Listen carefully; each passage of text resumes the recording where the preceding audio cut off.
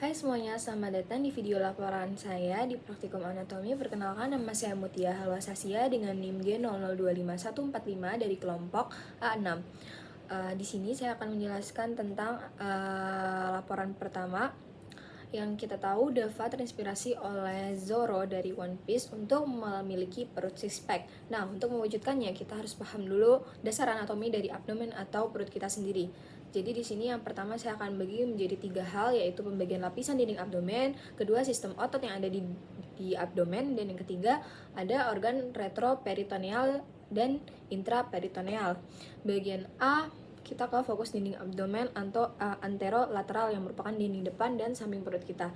Berdasarkan gambar ini, lapisannya dari yang paling luar ke paling dalam adalah yang pertama ada kulit, skin. Ini adalah lapisan terluar yang bisa kita sentuh. Yang kedua ada fascia superficial, jaringan bawah kulit. Lapisan ini langsung di bawah kulit dan terbagi menjadi dua, yaitu lapisan lemak Kempers fascia. Ini adalah lapisan lemak yang tebal pada perut yang six pack. Lapisan lemak inilah yang harus dikurangi agar bentuk otot di bawahnya terlihat.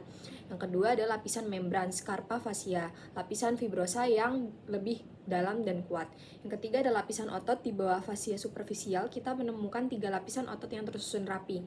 Perhatikan serat ototnya yang memiliki arah berbeda-beda. Yang pertama ada otot eksternal obliku, yaitu lapisan otot paling luar, seratnya berarah miring ke bawah dan ke depan seperti tangan yang masuk ke saku celana.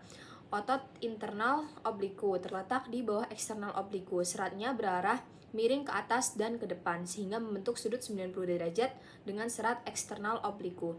Yang ketiga ada otot transversus abdominis, lapisan otot terdalam, seratnya berarah horizontal melingkari perut seperti korset alami. Yang keempat ada fascia transversalis. Ini adalah lapisan fibrosa tipis yang terletak di sebelah dalam otot transversus abdominis. Yang kelima ada fascia extraperitoneal atau lemak extraperitoneal. Lapisan lemak dan jaringan ikat longgar yang terletak di antara fascia transversalis dan peritoneum. Yang keenam ada peritoneum parietal. Ini adalah selaput serosa yang melapisi seluruh permukaan dalam rongga perut. Sekarang untuk dinding abdomen posterior atau dinding belakang. Gambar ini tidak menunjukkannya secara langsung, tetapi secara anatomi dinding posterior terutama terdiri dari tulang belakang, vertebrae thoracalis bawah hingga sakral. Yang kedua ada otot-otot punggung dalam seperti otot psoas mayor dan minor serta otot quadratus lumborum. Diafragma sebagai superiornya. Jadi perbedaan utama adalah dinding anterolateral didominasi oleh lapisan otot yang dinamis dan dapat dilatih untuk membentuk six pack. Sementara dinding posterior lebih kaku didominasi oleh struktur tulang dan otot postural yang dalam. Yang kedua kita lanjut ke bagian B. Bagian B ini otot utama pembentuk six pack. Itu otot perut depan ya. Rectus abdominis inilah otot utama yang membentuk six pack atau ABS. Perhatikan dua pita otot vertikal yang panjang ini, mereka terbungkus dalam satu selubung fibrosa yang kuat yang disebut selubung rectus atau rectus sheath. Garis putih ini linea alba, garis vertikal di tengah yang memisahkan otot rectus abdominis kiri dan kanan. Ini adalah struktur fibrosa tempat serat-serat otot dari kedua sisi menyatu. Yang ketiga ada persilangan tendinosa, tendinous intersection. Inilah garis-garis horizontal yang membuat rectus abdominis terlihat seperti kotak-kotak six pack. Ini adalah jaringan ikat dibagi menjadi otot rectus abdominis menjadi beberapa segmen. Jadi bentuk six pack itu sebenarnya sudah ditentukan secara genetik oleh pola persilangan tendinosa ini. Yang kedua, otot-otot dinding samping atau otot perut samping. Gambar ini juga menunjukkan 3 lapisan otot yang membentuk dinding perut samping yang bekerja sama untuk menstabilkan dan memutar batang tubuh. Otot obliquus external atau external oblique ini adalah bagian otot paling luar. Lihat serat-seratnya yang berarah miring ke bawah dan ke depan seperti tangan yang masuk ke saku celana juga. Otot ini berfungsi untuk memutar tubuh dan membungkukkan badan ke samping. Otot obliquus internus, internal oblique ini terletak di bawah otot obliquus externus. Arahnya itu membentuk dari ujung tendonnya yang lebar dan menyatu membentuk bagian dari rectus sheath. Terus yang ketiga ada otot transversus abdominis. Transversus abdominis ini adalah lapisan otot terdalam, serat-seratnya berarah horizontal melingkari perut seperti korset alami. Fungsinya itu terutama untuk menahan organ dalam dan membantu menghembuskan napas. Yang ketiga ada otot pendukung lainnya seperti pectoralis major, otot dada utama, latissimus dorsi, otot punggung yang lebar, anteroserratus muscle, otot yang menempel pada tulang rusuk. Lanjut ke bagian C, yaitu kita pada poin ketiga yaitu penjelasan mengenai organ retroperitoneal dan intraperitoneal. Nah, organ intraperitoneal ini adalah organ yang sepenuhnya terbungkus oleh peritoneum visceral, seperti buah jeruk yang sepenuhnya masuk ke dalam kantong plastik karena sepenuhnya terbungkus. Organ-organ ini menjadi lebih mobile atau dapat bergerak. Mereka digantung dalam rongga perut oleh struktur seperti mesenterium atau omentum yang sebenarnya adalah lipatan-lipatan dari peritoneum itu sendiri. Contoh organ intraperitoneal ini seperti gambar ini bisa dilihat.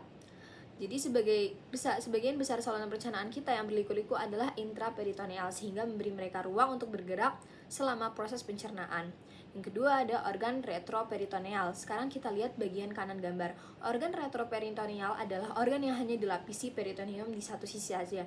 Biasanya di bagian depannya bisa dibayangkan buku yang hanya dibungkus plastik di sampul depannya, sementara punggung bukunya langsung menempel di dinding. Organ-organ ini posisinya lebih tetap dan menempel erat pada dinding abdomen posterior atau dinding belakang perut. Mereka terletak di belakang kantong peritoneum. Contoh organ retroperitoneal bisa dilihat pada di gambar ini ya. Namun perlu diketahui daftar retroperitoneal sebenarnya lebih panjang dan juga termasuk pankreas serta abdominal serta kolon ascendens dan descendens. Kesimpulannya untuk DAFA adalah fokuslah pada dinding anterolateral dan kurangi lemak di lapisan superficial agar otot kelihatan. Yang kedua, otot suspek itu adalah rectus abdominis tapi dilatih juga obliquus dan transversus untuk hasil maksimal dan stabil. Yang ketiga, organ di balik otot perut yang kuat ada organ intraperitoneal dan retroperitoneal yang perlu dilindungi dengan latihan inti yang benar. Nah, lanjut kita akan ke laporan yang kedua. Nah, di laporan kedua ini, kali ini kita akan membahas keluhan Rama dan Tam Boykonia mengalami gejala seperti sakit kerongkongan dan rasa panas di perut setelah makan makanan pedas dan gorengan. Gejala ini sangat mengarah pada GERD atau gastroesophageal reflux disease. Nah, untuk memahami bagaimana GERD terjadi, kita harus mengenal dulu anatomi gaster atau lambung dan sphincter yang ada di dalamnya. Itulah yang akan kita bahas sekarang. Pertama, mari kita bahas anatomi gaster atau lambung. Lambung adalah organ berbentuk seperti kacang yang terletak di bagian kiri atas rongga perut, tepat di bawah diafragma.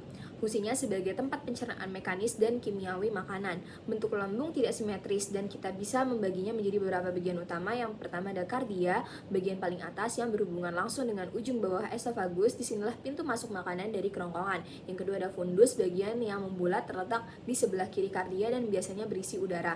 Yang ketiga badan atau korpus, bagian tengah yang merupakan bagian terbesar dari lambung. Disinilah bagian besar pencernaan makanan terjadi. Yang keempat ada antrum, bagian bawah lambung yang bertugas mengaduk makanan dan mendorongnya ke usus halus. Yang kelima ada pylorus, bagian berbentuk tabung yang menghubungkan lambung dengan usus 12 jari atau duodenum.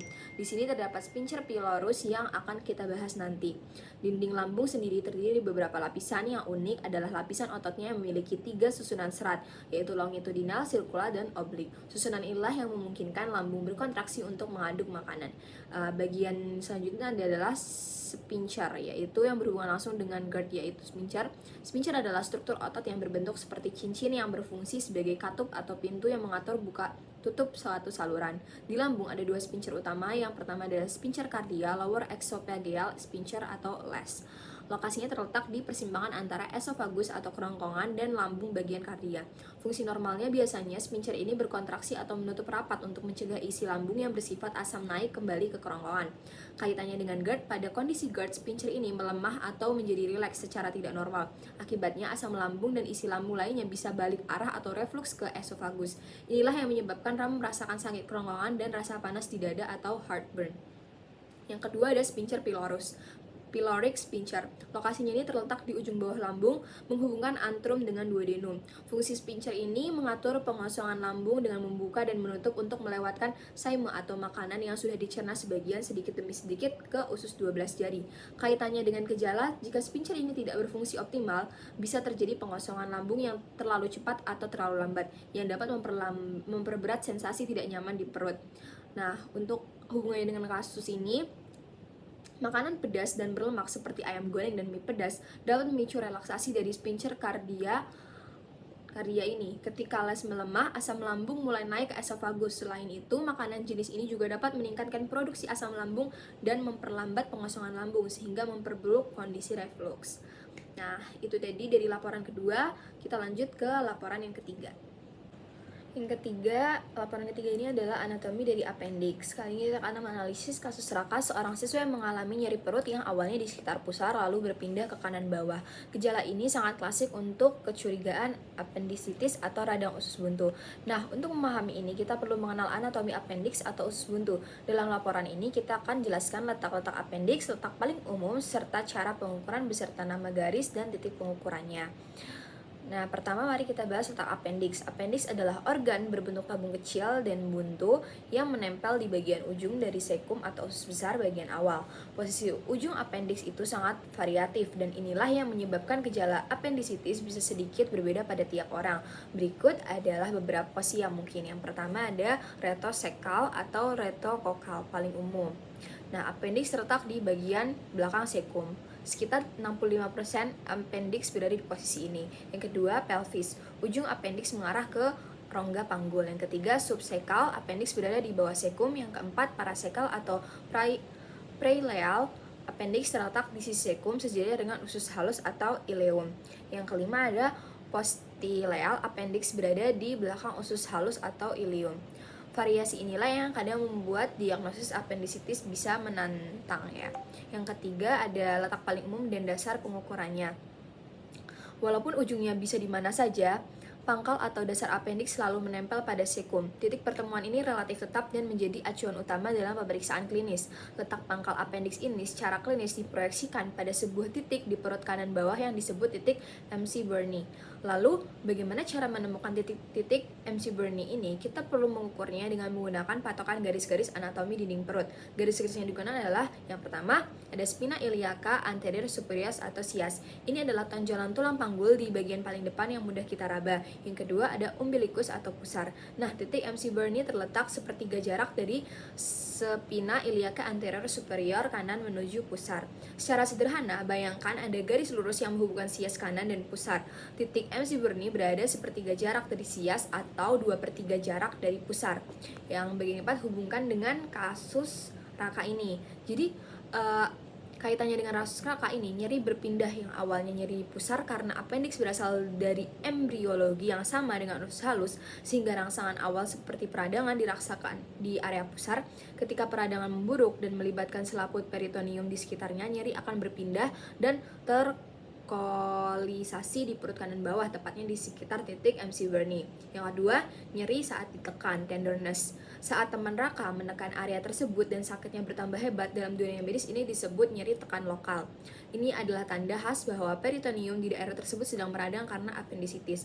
Jadi, perjalanan nyeri Raka sangat sesuai dengan gambaran klasik appendicitis yang berawal dari nyeri di pusar dan akhirnya menetap di titik MC Burney di perut kanan bawah. Jadi sekian yang dapat saya sampaikan untuk laporan anatomi kali ini. Semoga bermanfaat. Terima kasih sudah menonton.